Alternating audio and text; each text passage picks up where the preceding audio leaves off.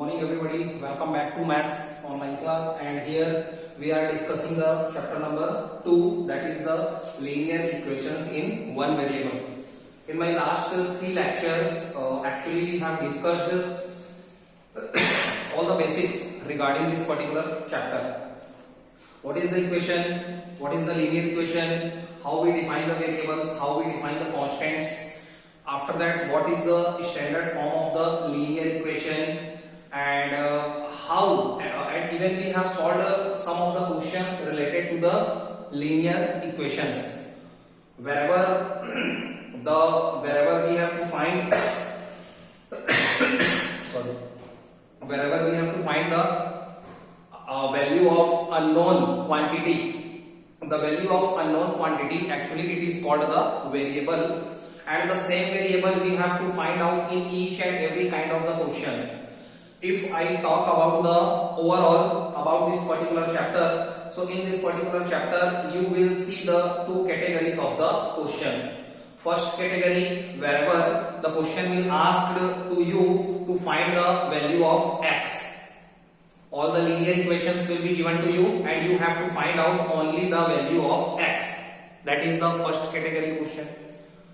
Again, there is a variety in this particular question. Some simple problems, as you have seen, we have solved yesterday. Yesterday I have taken, I think, 3, 4, 5 questions, and all were the simple category question. Very easy questions are there, and such kind of the questions generally asked in 1 or 2 marks, either in form of the objectives. Okay.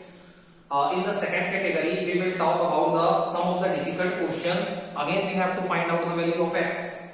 Same question, same thing, but the question will be little difficult for you.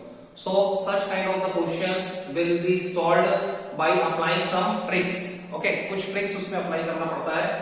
If we will go the straight way, so in this particular situation we will face so many difficulties. ठीक है, अगर उसी तरीके से आप solve करेंगे, whatever method we have solved to solve the previous kinds of the questions, so you will face the difficulty, problem हो जाएगी. तो आज उसी टाइप के क्वेश्चंस के बारे में हम लोग थोड़ा सा आगे मूव करेंगे. और right now and after that the second category question, that is the word problems, all word problems. So that kind of the questions generally it is asked in the 5 or 6 marks. इस chapter से जो भी question पूछा जाएगा word problem के ऊपर, generally it will be of the 5 marks or 6 marks, so you have to be very much careful for the word problems. What happens, all the students actually they struggle, actually they suffer while solving the word problems. So what you have to do while solving the word problems, your concept should be ever clear. We have to read the word problems 2 times, 3 times in part wise, slowly, and after that we will form the linear equation. Linear equation दिया नहीं रहेगा, linear equation we have to form by reading the question 2 times, 3 times, and that's why it is little difficult. उसमें भी बहुत सारी varieties होती हैं, so that we will see later on, no problem.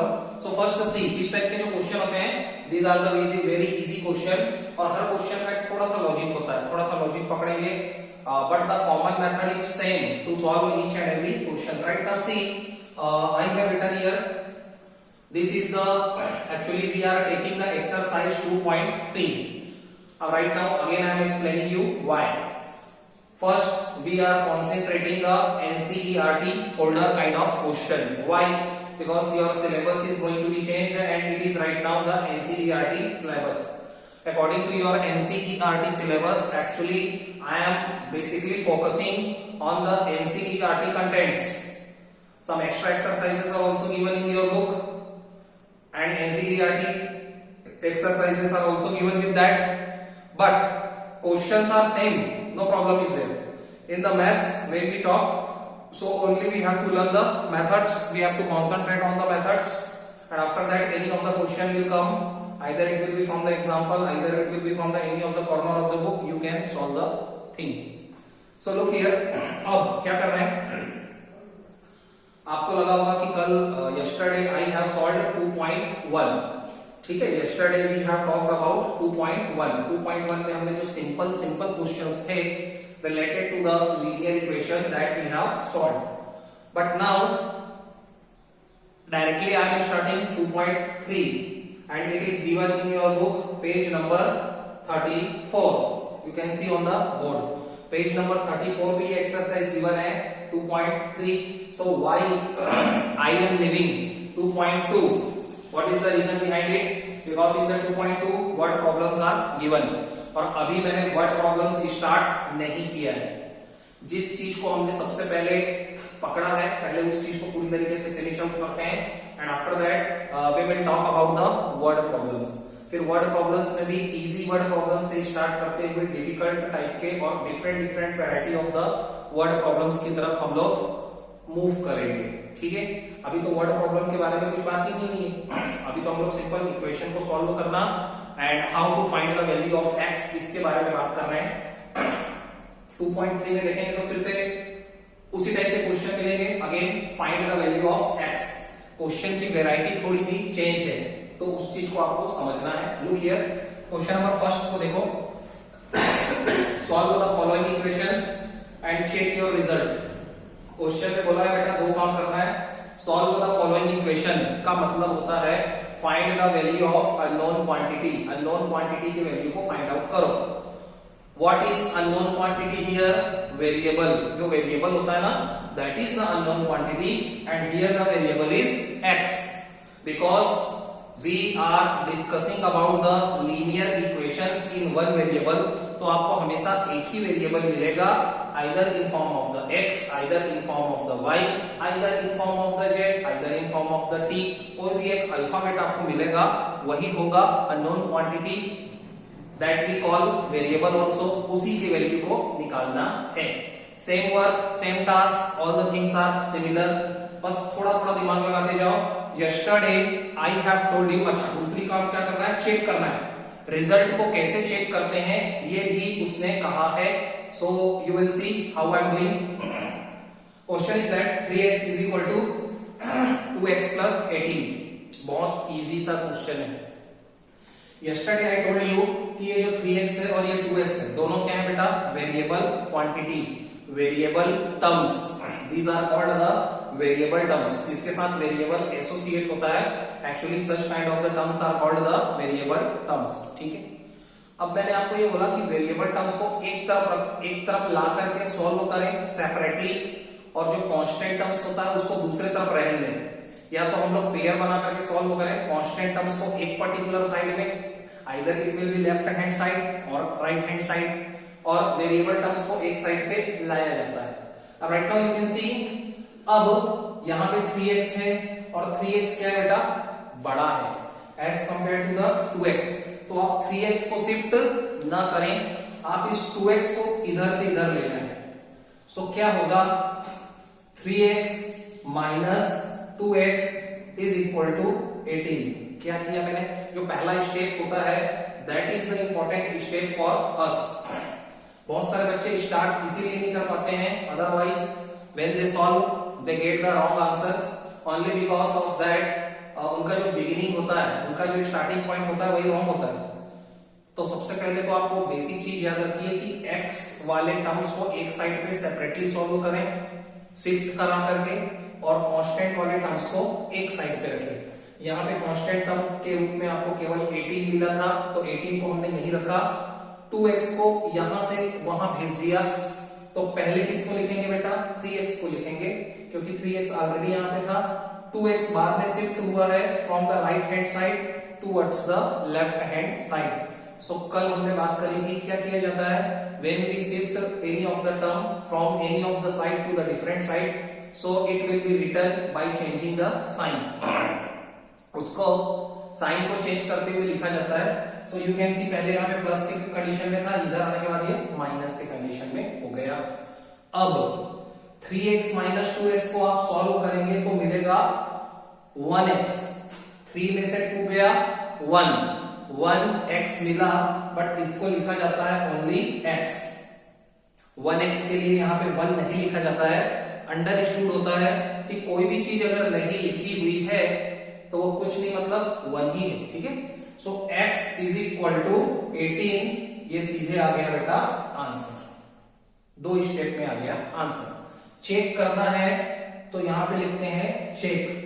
Check करने का मतलब ये कि what is the value of x that you have got right now, and right now you have got the value of x 18।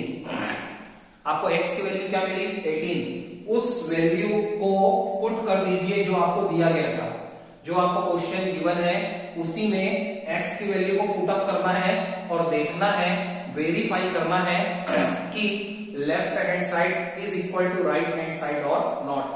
कल हमने इस तरीके के क्वेश्चन किए थे कि किस तरीके से वैल्यू को पुट अप करके चेक करते हैं।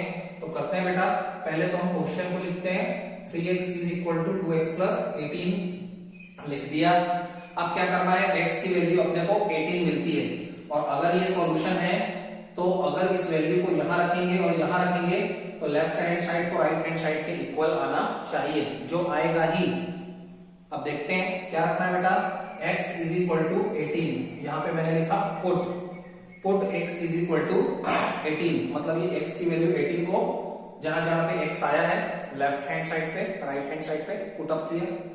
सो यहाँ पे 3 इंटू 18 डायरेक्ट लिख दिया, ठीक है, और यहाँ पे हो जाएगा 2 इंटू एक्स की जगह पे क्या रखा मैंने 18। 2x का मतलब होता है 2 into x, same like that 2 into 18, value of x is 18 plus 18। अब दोनों साइड को एक साथ सॉल्व करते हैं। सो 18 3 जा कितना होता है बेटा 54। अब यहाँ पे अगर 54 आ रहा है तो इधर भी 54 ही आएगा टोटल करके। 18 2 जा कितना होता है बेटा 36, प्लस इसमें 18 जोड़ो, 54 तो आ चुका है।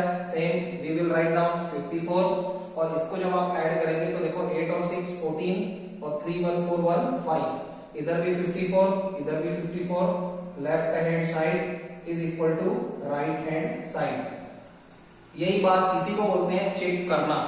और अगर left hand side is equal to right hand side है, मतलब x इज इक्वल टू 18 जो है that is the solution of the linear equation, मतलब ये आंसर सही है, ये आंसर जो हमने निकाला ये सही है।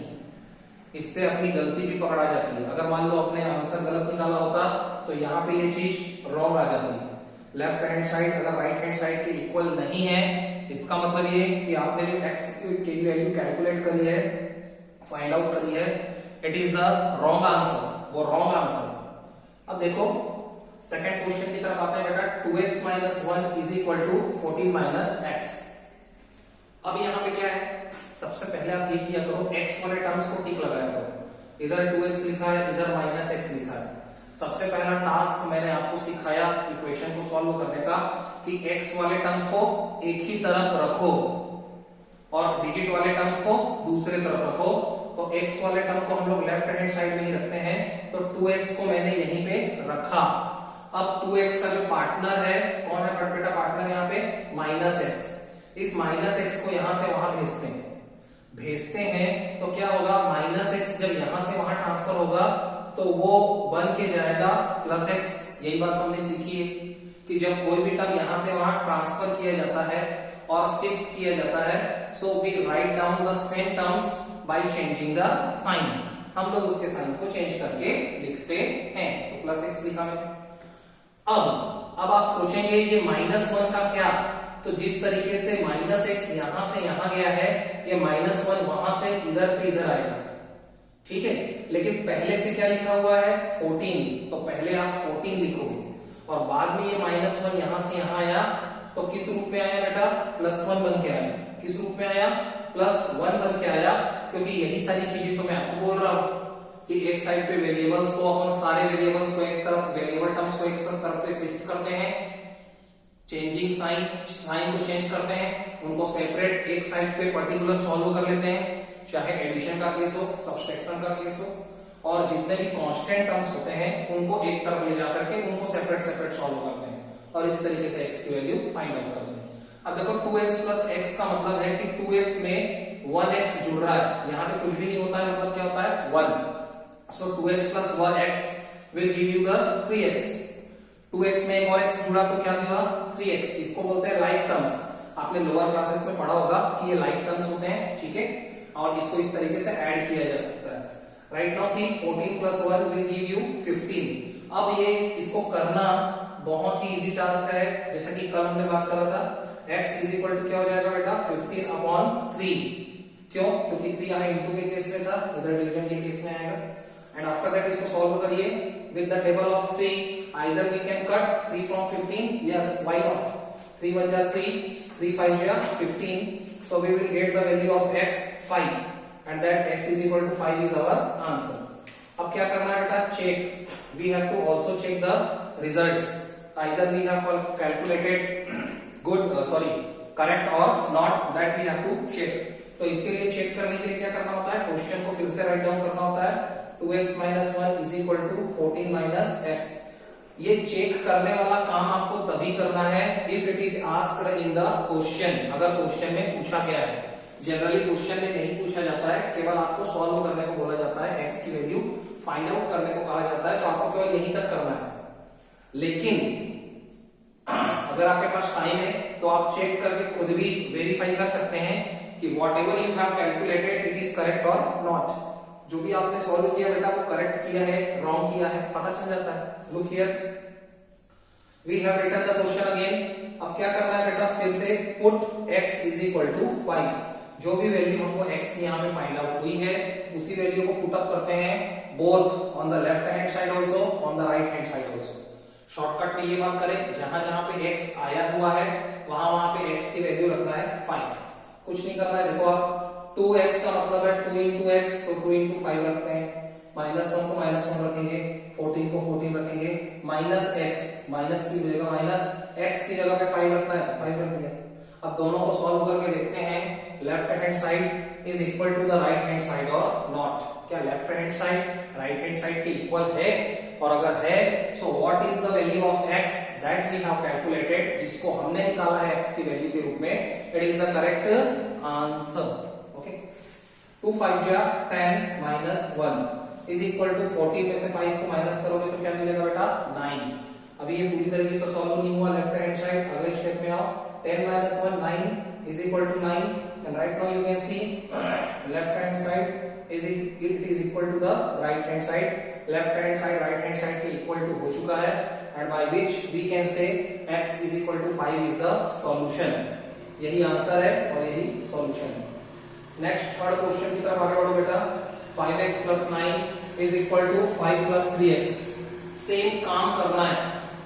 अब आई थिंक आपको समझ में आ गया होगा कि मैं यहाँ पे 5x रखूंगा और मैंने फिक्स कर दिया कि लेफ्ट हैंड साइड में मेरे को वेरिएबल टर्म्स को सारे शिफ्ट करके रखना है और राइट हैंड साइड में मेरे को जितने भी कांस्टेंट टर्म्स हैं उसको शिफ्ट करना है और फिर सेपरेटली उनको सॉल्व करना है। तो 5x यहीं पे रहेगा, इस 3x को यहां से यहां लाते हैं और किस रूप में आएगा? ये माइनस बन के आएगा।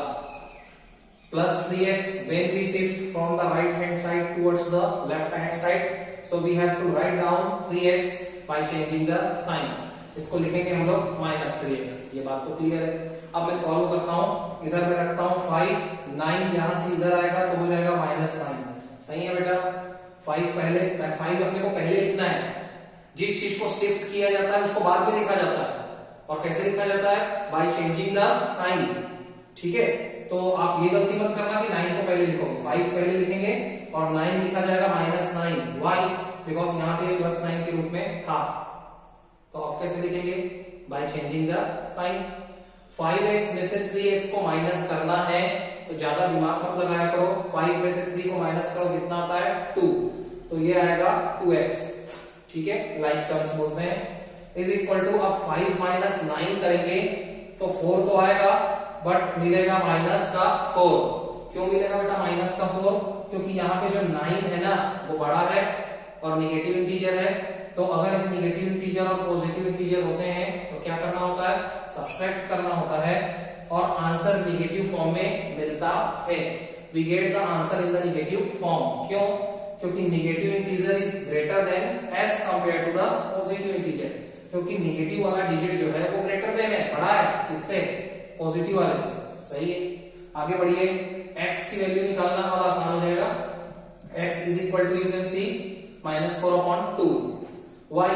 बिकॉज यहाँ पे इनटू के पोजीशन में है, and when we will shift 2 from the left to right so it will come on the down side in form of the upon. So 2 1 2, 2 2 4. x की value finally we get x is equal to -2. यहां तक ये आ गया answer. अब write down check भी करना है, so you can check right now. Nothing else. 5x plus 9 is equal to 5 plus 3x. अब कुछ नहीं करना है, x की वैल्यू को -2 पुट अप करना है. Put x is equal to -2. तो कैसे रखोगे? अब देखो यहाँ पे क्या होगा, x की वैल्यू जब भी निगेटिव आती है तो आपको ब्रैकेट लगा लेना चाहिए. x की वैल्यू जब भी निगेटिव आती है, अभी तक पॉजिटिव थी, मैंने डायरेक्ट मल्टीप्लाई कर दिया था, पर जैसी निगेटिव आती है तो पहले आप वैल्यू को ऐसा रखा करो ब्रैकेट में रख करके. सेम लाइक दैट यहाँ पे देखो 5 plus 3x, तो 3 को तो 3 लिखा और x की वैल्यू को ब्रैकेट लगा के लिखना है. और ये ब्रैकेट जो होता है बेटा, ये अपने आप में मल्टीप्लाई को शो करता है. It shows the multiplication. तो मल्टीप्लिकेशन हो जाएगा 5 का -2 के साथ, तो 5 2 10 होता है, बट आंसर यहाँ पे आएगा -10 क्योंकि ये निगेटिव है. निगेटिव की वजह से प्रोडक्ट क्या हो जाएगा, निगेटिव. +9 + 9 इज इक्वल टू 5 को अपन 5 लिखते हैं. अब ये बता रहा है बेटा 3 को -2 से इंटू करो, तो 3 को -2 से इंटू करोगे तो क्या मिलेगा, -6. और ये प्लस जो है अब ये माइनस हो जाएगा क्योंकि 3 2 आएगा -6 और माइनस की वजह से ये प्लस माइनस हो जाने वाला है. क्योंकि आपने इस चीज को सीखा होगा, प्लस और माइनस जैसी फेस होते हैं तो क्या हो जाता है, वो माइनस में चले जाता है. अब देखो 10 -10 और +9 का मतलब है one is the negative integer, another is the positive integer. एक नेगेटिव इंटीजर हो और दूसरा पॉजिटिव इंटीजर हो तो एडिशन तो कभी होता ही नहीं, सब्सट्रैक्शन होता है. सो 10 में से 9 को माइनस करिए, क्या मिलता है, 1. बट यहाँ पे आएगा -1 क्योंकि नेगेटिव इंटीजर बड़ा है as compare to the positive integer. यहाँ पे इसको सॉल्व करो. 5 - 6 का मतलब भी वही है, एक नेगेटिव इंटीजर 6 है जो माइनस में है, दूसरा पॉजिटिव इंटीजर 5 प्लस में है. तो यहाँ पे एडिशन तो होगा नहीं, सब्सट्रैक्शन होगा. तो 6 में से 5 को माइनस करो, 6 में से 5 को सब्सट्रैक्ट करो, क्या मिलता है, 1. बट आंसर आएगा -1 क्योंकि फिर से वही बात है, ये नेगेटिव इंटीजर था 6 और ये माइनस में था और ये बड़ा है 5 से. तो जब जब नेगेटिव इंटीजर बड़ा होगा और एक नेगेटिव होगा दूसरा पॉजिटिव होगा तो क्या होगा, आंसर माइनस में ही आएगा. Right now you can see this left hand side it is equal to the right hand side. ये लेफ्ट हैंड साइड बेटा राइट हैंड साइड के इक्वल हो चुका है और इससे हमने चेक करके बता दिया, वेरीफाई करके बता दिया कि whatever the value we have calculated x is equal to -2, it is the correct answer. ठीक है, तो right now see some different questions we have to see. Look, चलो कुछ और क्वेश्चन करते हैं, 2-3 टाइम है. Look, right now I am running the board. Practice is very much important for you all. बिना प्रैक्टिस के केवल वीडियो देख करके अगर आपको ऐसा मान बैठे हो आप लोग कि हाँ हमको सब आ जाएगा, तो कुछ भी नहीं होने वाला है. Till you are not solving the questions by your own hand. इसी क्वेश्चन को अब आप कोशिश करो बिना देखे सॉल्व करने की, और अगर आप सॉल्व करने में सक्सेसफुल होते हैं then only you should believe on yourself that you can do the same question in the exam. जब तक बिना देखे खुद क्वेश्चन लिख करके आंसर तक ना पहुंच जाओ, इस चीज को बिलीव मत करना कि ये क्वेश्चन आप एग्जाम हॉल में कर सकते हो. क्योंकि होम में कर रहे हो, घर में अगर बैठे बैठे कर रहे हो तो वहां पे तो प्रेशर है ही नहीं. लेकिन when you will sit in the exam hall, again pressure will be there. वहां पे तो प्रेशर रहता है, because in the limited time we have to solve so many questions. Speed से करना पड़ेगा और स्पीड तब आएगी when you will practice the same kind of same varieties of the question multiple times. ठीक है, प्रैक्टिस से ही आप आगे बढ़ोगे मैथ्स में. देखते हैं कुछ और क्वेश्चन बेटा. लुक हियर, इसी तरीके के क्वेश्चन के बारे में बात कर रहे हैं. लुक, क्वेश्चन नंबर 6, कुछ और डिफरेंट वैरायटी देखते हैं. 8x plus 4 is equal to 3x minus 1. अब देखो ये क्वेश्चन थोड़ा सा अलग है, हटके है, +7. देखो बट करना वही है. अब देखो, अब यहाँ पे क्या हो गया कि ये 3 में x माइनस 1 को ब्रैकेट में डाल के उसने दे दिया है। इसका मतलब ये कि x माइनस 1 इसके साथ 3 का इंटू करना होगा। पहले आपने सीखा होगा कभी भी हम लोग जब कोई काम करते हैं तो बोडमॉस को फॉलो करते हैं। बोडमॉस क्या बोलता है, सबसे पहले ब्रैकेट अगर है तो ब्रैकेट को सॉल्व करिए, उसके बाद टर्म्स को सेपरेट सेपरेट करिए, ठीक है। तो डायरेक्ट ट्रांसफर करने, अगर आप ये सोचो कि सीधे मैं ये x वाले टर्म्स को उधर ले जाऊं तो इसके पहले बेटर होगा इसको यहीं पे हम लोग सॉल्व कर लें। तो पहले सॉल्व कर लेते हैं बेटा। देखो 8x प्लस 4 को टच नहीं करना है। इक्वेशन का एक नियम होता है कि जब तक जिसकी बारी नहीं आती है, जब इसकी बारी आएगी तभी इसको सॉल्व करेंगे, नहीं तो वो रिपीटेड वे में ऐसा ही लिखा जाएगा, सेम टू सेम जैसा लिखा है, same to same I have written here, क्योंकि अभी इसका टाइम नहीं आया है सॉल्व करने का। अभी टाइम में केवल इसको सॉल्व कर लेंगे, केवल इसको सॉल्व करेंगे। और ये बताता है कि 3 का x माइनस 1 के साथ मल्टीप्लाई करो। तो जब भी ऐसा केस होता है तो हम लोग कैसे मल्टीप्लाई करते हैं, पहले 3 को x से मल्टीप्लाई करो, मिलेगा आपको 3x। एंड आफ्टर दैट कई बच्चे क्या करते हैं, अब आगे बढ़ जाते हैं, नहीं ये -1 भी इसके साथ है, मतलब ये 3 में आपने x का तो इंटू किया और करने के बाद 3x लिखा, बट 3 में -1 का इंटू करना बाकी है, उसको छोड़िएगा मत। सो 3 में -1 का इंटू करेंगे तो -3 आएगा, ये भी लिखना था। ये मैंने आपको हिंट करके बताया। तो ऐसा इंटू होता है बेटा। आगे क्या लिखा है, +7 लिखा। अब क्या करते हैं, 8x प्लस 4, चलो ठीक है। अब क्या करते हैं, अब ट्रांसफर करते हैं बेटा। अब ट्रांसफर करते हैं, 8x यहीं पे रहेगा, इस 3x को राइट से लेफ्ट ले जाते हैं, तो 3x जब राइट से लेफ्ट में ट्रांसफर होगा तो क्या हो जाएगा बेटा, -3x। आ गया होगा समझ में। 8x, अब मेरे को मेथड में आना है। मेथड क्या कहता है, वेरिएबल टर्म्स को सेपरेट आउट करो टू द पर्टिकुलर साइड।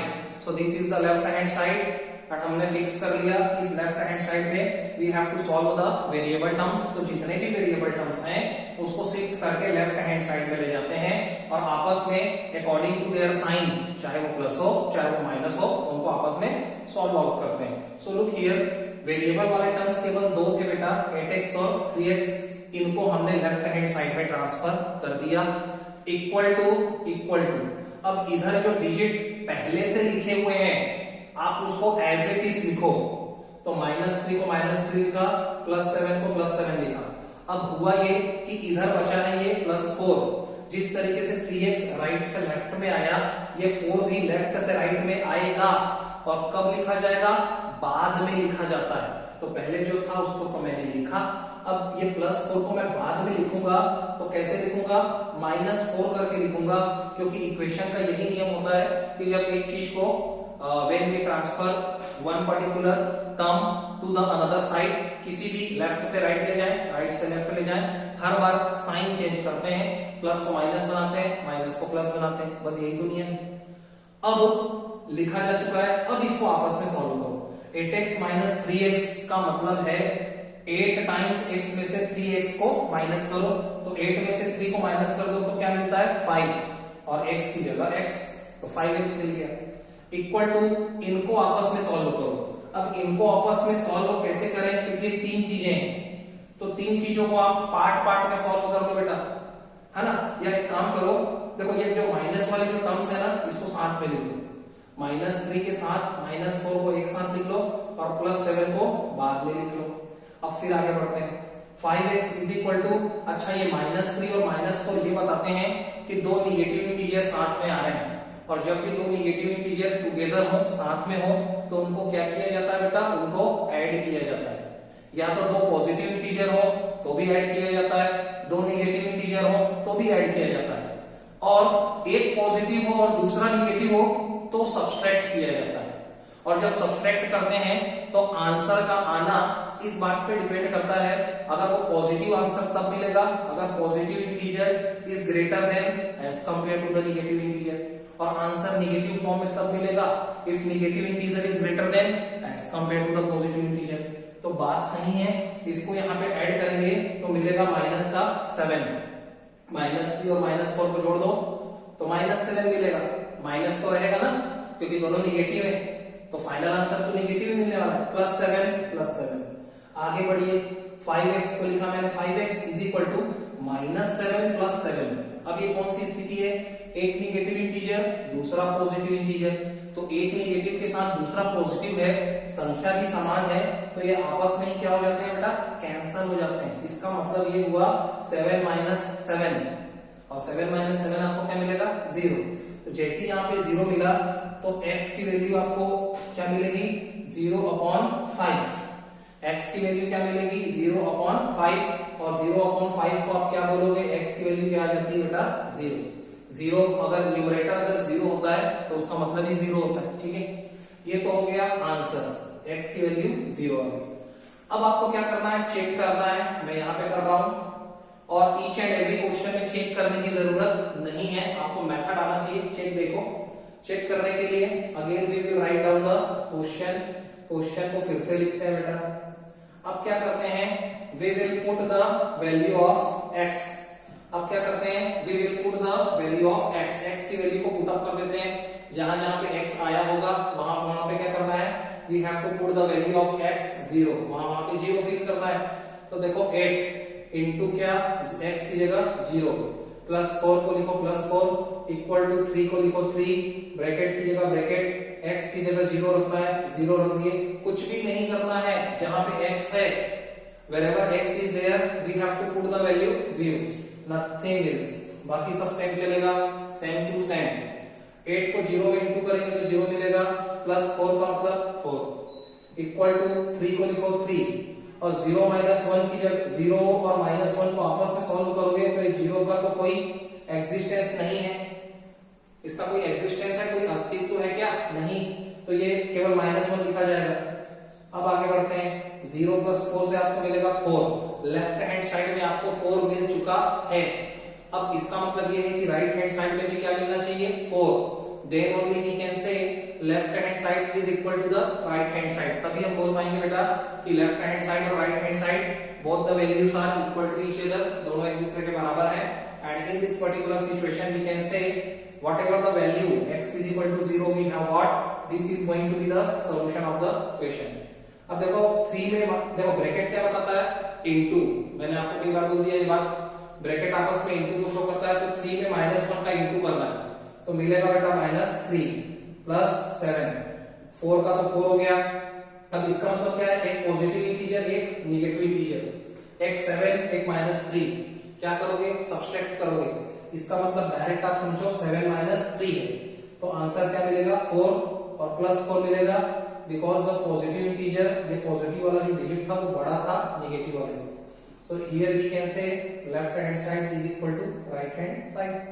और इस तरीके से यहाँ पे लिख सकते हो वेरीफाइड, मतलब वेरीफाइड ये बता रहे हैं हम लोग कि जो वैल्यू हमने कैलकुलेट करी वो बिल्कुल सही वैल्यू है, क्योंकि उसको रखने से ही लेफ्ट हैंड साइड और राइट हैंड साइड आपस में इक्वल हो रहे हैं। So till here I am going to finish my lecture. Next time हम लोग और भी दूसरी वैरायटी के क्वेश्चन करेंगे इसी टॉपिक पे, ठीक है। All the best.